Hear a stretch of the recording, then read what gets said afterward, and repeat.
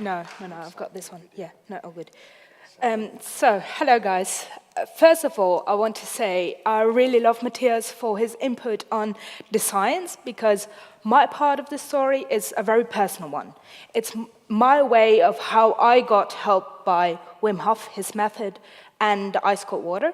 So I will play a video about that. And first of all, disclaimer, I'm a freediver by profession and a Wim Hof method instructor by profession.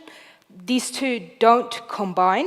I don't do the Wim Hof method breathing when I go freediving, so that's just a disclaimer that has to be made. Here we go. Let me see. So, oh, sorry. Please enjoy this video.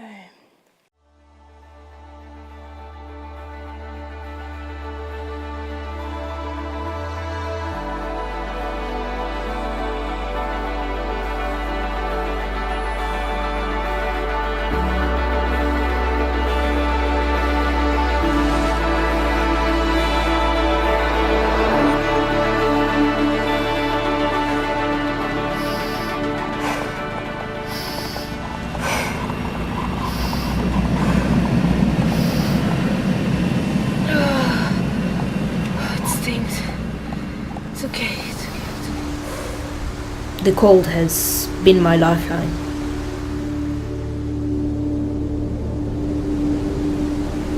I think for me, the cold, I use it as a teacher. Because, yes, people have their gurus or their beliefs, and I think my guru would be nature. Once you're in the cold, there is no way out. It's you purely in a survival mode, in a survival setting, and I think the cold really teaches you how to shift your mindset from something that you might not thought was possible to something that you then can overcome.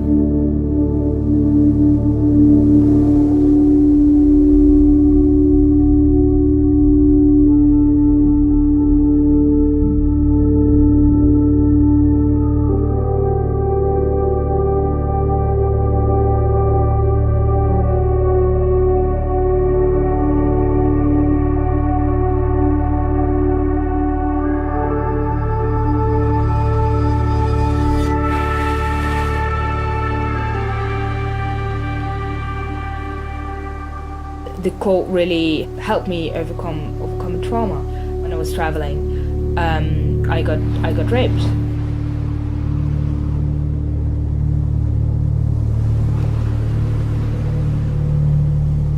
First of all, I was feeling very guilty, because it was not just me that got raped by this guy. That really shocked me, because that really made me realize that me not acting had a very big consequence for another person, and I seriously didn't know how to handle that, and I was in a very anxious state all the time, and I was really blaming myself a lot for this result.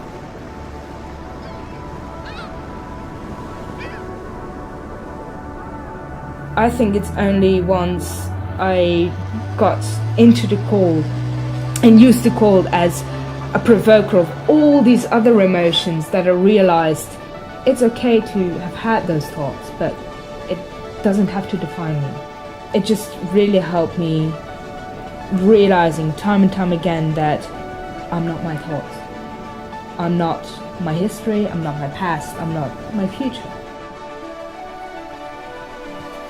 And I think for a while I let this moment in my past define who I was. And by being in the cold, by being in such an extreme environment where there is no time to blame yourself for getting into the cold, there is no time for blaming yourself for anything. It's just you purely surviving. And I think it really reflects what we are doing in our day-to-day life.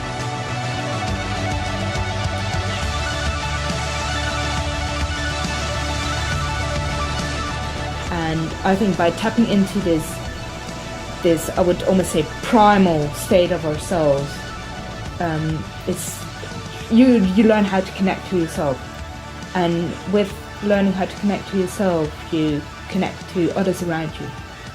And I think that's the most beautiful connection of all.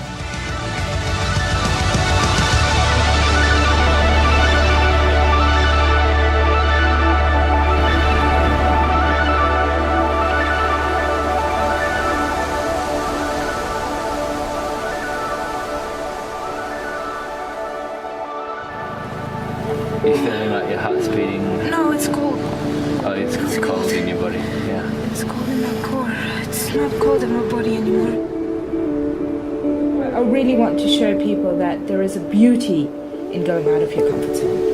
There's so much potential out there. There's so much potential within your own body and within like human nature that we're not tapping into at this moment.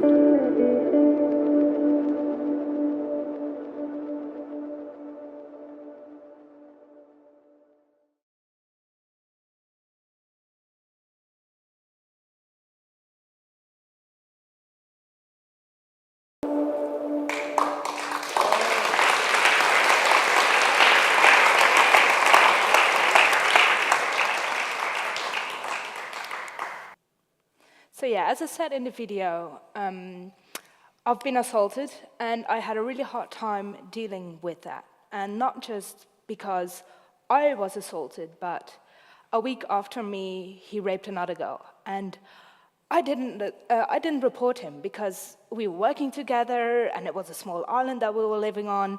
And I was too afraid to kind of cause drama within the island. So I was like, okay, this happened to me, it's my fault.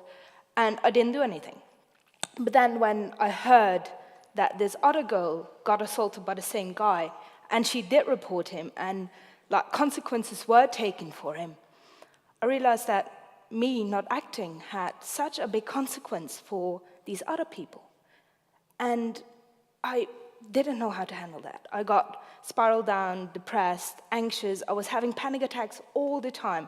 I really can vividly remember sitting on the floor crying because I didn't know what to do with myself. Then I saw this Vice documentary of Wim Hof, maybe some guys of you have seen it. And in that documentary, he said, do my method to become happy, healthy, and strong. And at that moment, there was literally nothing I wanted more in life than to become happy, healthy, and strong. So I at least thought, well, the least thing I can do is give this a go. So I immediately felt that this weird thing was giving me something. The moment I got into the water, it provoked all these other emotions within me. It provoked anxiety, fear. But I realized there in the water that it was my mind creating those thoughts. Because I knew from Wim that it was possible to stay in the water. So my fear, doubts, and insecurities, they were actually already debunked by him. I had full trust in this person to tell me that I can do this as a person. And over time, the more and more I got into the cold water, the more and more I realized, like, what else are we thinking that is actually able to be debunked, or that we ourselves can debunk? So I'm not my past. I'm not my future. And I think this might be in line with the identity thing. I identified with the mistakes I made. And so many among us do this. We identify by the decisions we took, by the decisions we didn't take, by all the mistakes, by the pain we caused ourselves or others. And we all have caused pain to others. And it's that we find so hard to forgive ourselves for. But we're not defined by that. We're not defined by our past. We're not defined by our idealistic ideas for the future. And yes, of course, it's great to dream, and it's great to want to act and want to do something for this world. But we are not defined by that if we don't reach it, if we don't reach it instantly. If we're dreaming big and bold, maybe there is 80, 90, 99% that we can't achieve. But that doesn't mean it's not worth the risk trying, because if we try right now, we don't have to be defined by these, idealistic dreams or our past. So nature showed me how much potential we all have within us, how much potential we have within our own body, within our own mind, that we're not tapping into at the moment because of these fears, because of these ideas we hold, because of the limits that are set by society or by our own mind. I don't know what happened there. So, when I dive into the water, yes, it hurts. It stings. I can feel it on my skin. It's not very comfortable, but it's something that I can consciously shift into something that my body is capable of handling, that my mind is capable of handling. And when you're in touch with the brute forces of nature, there is no way out. You're forced to look within yourself. You're forced to look what your fears and doubts are that are holding you back at that moment. Yes, you can physically get out of the water, but once you stay in the water and you deal with those emotions, you realize that you find these dark edges of your being, and you can explore them, and you can see what is hiding there. And then most of the time you find it's only light, and we define it by our dark edges, by the secrets we hold. But these are worth exploring. And yes, people can do that through psychedelics. My method is the cold water. I've never tried any type of drugs, but the cold is my drug. Nature is my drug. Nature is my guru. And I think for me, the moment I stepped into the water, I realized it's a connection with nature. And over time I realized, but I'm also part of nature. So I'm worth connecting to. And I started to reconnect to myself again. I started to find compassion for myself. I could find it in the cold water. I was very compassionate towards myself, very aware of my feelings, very mindful. It's like forced mindfulness. And within those mindful moments, I could be compassionate. But then it translated to life. And how can we be more compassionate towards ourselves in our everyday life? How can we comfort ourselves? How can we comfort the others around us? So by connecting to nature, I reconnected to myself again. And only once I reconnected to myself, I felt that I could reconnect to others. Because I was very afraid of other people. Like, I was very afraid, especially of other men. But I learned to trust them again through learning how to trust myself. So we went on an Arctic adventure. We went on a wooden sailboat to dive an ice fjord, which people would not really recommend because, well, icebergs and wood doesn't really match.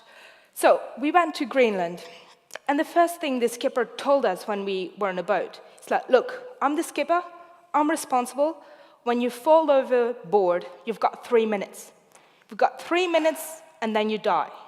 And those 3 minutes are not enough for me to take down the sails and turn my boat around. So when you fall in the water, you're dead. And we didn't really know how to react to that because we went there especially to do a shoot and the icebergs. So we were afraid that he didn't really get what we were trying to do. But he was like, no, I heard what you're coming to do, but I can't allow it because I'm the skipper, I'm responsible. We had 4 days until we managed to get to the ice field to convince him that we could do this. So the first thing that we wanted to show is that we just could go into the water and quickly go out, that was possible. But then he said, you can go in the water when you're tied on a rope, because then we can at least, like, if you're there, we can at least like drag you in. So I got a rope around my belly and I jumped in. And then he started crying because he'd never seen anything like that before. He said he always believed that people were unable to go into the water, that when you fall in, you're dead.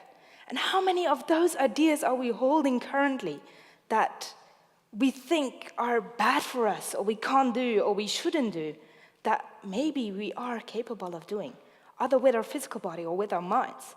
Learning stuff, we're so limited by the beliefs of like, oh, I'm good in this, I'm bad at this, you're not good in languages. When I was in high school, I was not good in languages. I failed all of them. And now I can speak 6. So these are things that we hold in our mind that are not true and that we can debunk through something very practical. And yeah, I use the water to do that. So yeah, if you fall into the water, you've got 3 minutes to live. So eventually we managed to shoot some of the footage. And the moment we went underwater, there was a whole magical world out there. I wasn't even aware of my physical body anymore. I went into the water next to a massive iceberg, and I could hear the whales down under. I could hear ice cracking all around me because the sound travels quicker to water. So when you're in an ice fjord, you can hear cracks all around you. The whale noise was lifting me up.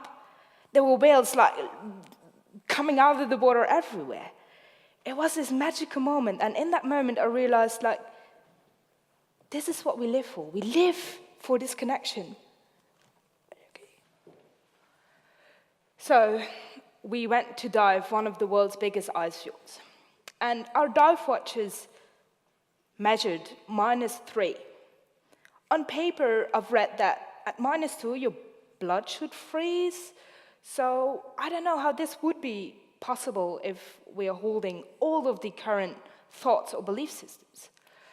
So, of course, one disclaimer, I do have a team with me. I do have safety divers there with me. I do have a buoy that I can hold on to. And my number one rule is I always come out 5 minutes before I actually have to come out. And I think once you are in the water, once you expose yourself to an extreme environment, you learn that your body whispers before it screams. You get all these subtle signs, signals from your body that something is happening within you. For me, every time I go in the water, the first thing that happens, of course, is the stinging. And then when I relax my whole body, all of a sudden I get this feeling of the cold is outside of me, but it can't get to me anymore. Because when we go into the body, into the cold, we all tense up. And we all go, we all want to fight the cold. We all want to fight nature. We all want to fight so much in life. But once we let go of that, and we realize that we don't have to go through life like this, when we relax, you all of a sudden get flooded with this peace and this serenity. And the cold was an outside force, but it couldn't get to me on that very moment. But after a while, of course, the body is cooling down. So my first sign is my pinky finger gets really, really cold and I can't move it anymore. So this is the first signal of my body whispering to me, you're getting cold, it's enough. And it can be after 3 minutes, it can be after 20 minutes, it can be after 40 minutes. My body changes, my body is fluent, my body, like, it depends on how I slept, what I ate, depends on all these different factors. And we are constantly thinking about these restrictive things of like, or 3 minutes, 5 minutes, whatever, but we stop listening to our bodies. We stop listening to what it tells us, what our mind tells us. And this is different every day. So yeah, the first thing that happens is my pinky finger that gets really cold, and then all these different aspects in my body start changing. And I think, okay, it's time to get out.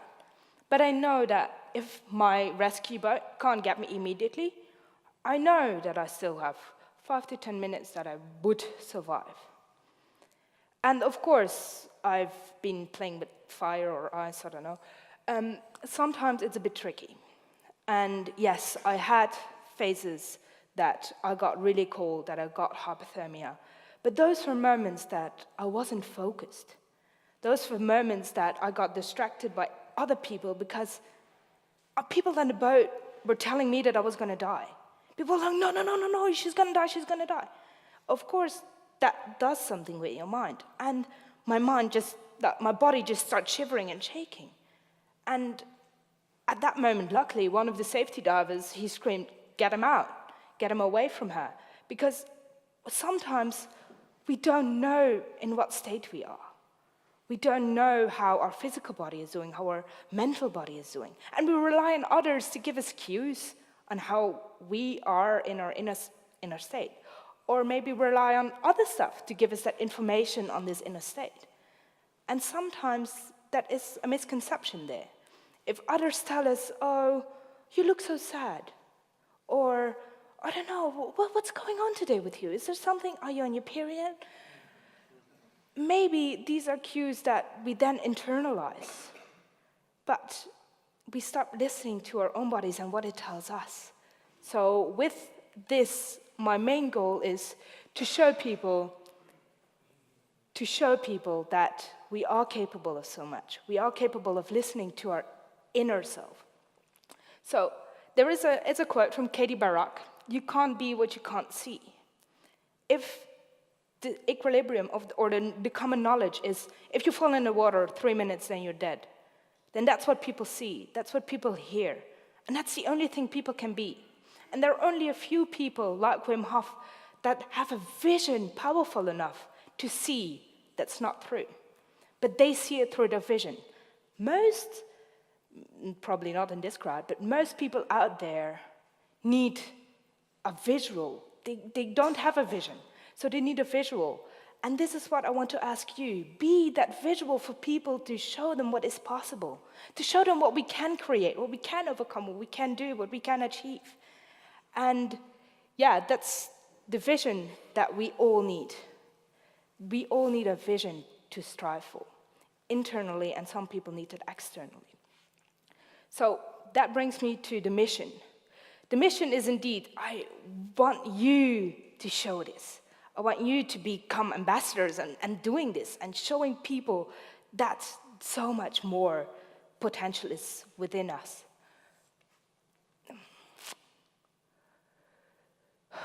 So yeah, with every dive within the cold, emotions get provoked and you tap into the edges of yourself that are provoked by fear.